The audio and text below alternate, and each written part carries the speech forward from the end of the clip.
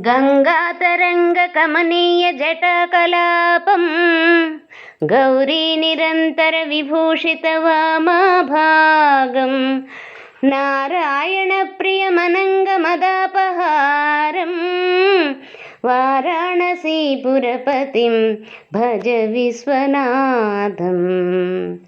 वाचामगोचरमनेकगुणस्वरूपं वागीशविष्णुसुरसेवितपादपीठं वामेन विग्रहवरेण कळत्रवन्तं वाराणसीपुरपतिं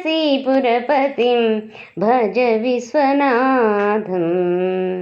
भूतादिपं भुजगभूषणभूषिताङ्गं व्याघ्राजिनाम्बरधरं जटिलत्रिनेत्रं पाशाङ्कुशाभयवरप्रदशूलपाणिं वाराणसीपुरपतिं भज विश्वनाथम्। सीतां सुशोभितकिरीटविराजमानं फालेक्षणानलविशोषितपञ्चबाणं नागाधिपारचितभासुरकर्णपूरं वाराणसीपुरपतिं भज विश्वनाथम्। पञ्चाननं दुरितमत्तमदङ्गजानां नागात्मकाधनुजपुङ्गवपन्ननामं दावानलं मरणशोकजराटवीनां वाराणसीपुरपतिं भज विश्वनाथम्।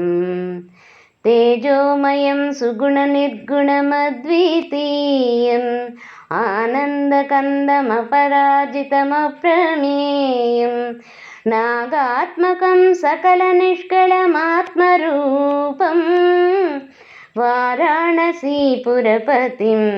भज विश्वनाथम्। आसां विहाय परिहृत्य परस्य निन्दां पापेरतिं च सुनिनार्य मनस्सु माधौ आदाय हृत्कमलमध्यगतं परेशं वाराणसीपुरपतिं भज विश्वनाथम्। रागादिदोषरहितं स्वजनानुरागं वैराग्यशान्तिनिलयं गिरिजासहायं माधुर्यधैर्यसुभगं गराळभिरामं वाराणसीपुरपतिं भज विश्वनाथम्। वाराणसीपुरपते स्तवनं शिवस्य व्यासोक्तमष्टकमिदं पठति मनुष्यः विद्यां श्रियं विपुलसौख्यमनन्तकीर्तिं सम्प्राप्य देहनिलये लभते च मोक्षम्। विश्वनाथाष्टकमिदं यः पठे शिवसन्निधौ शिवलोकमवाप्नोति शिवेन सह मोदते।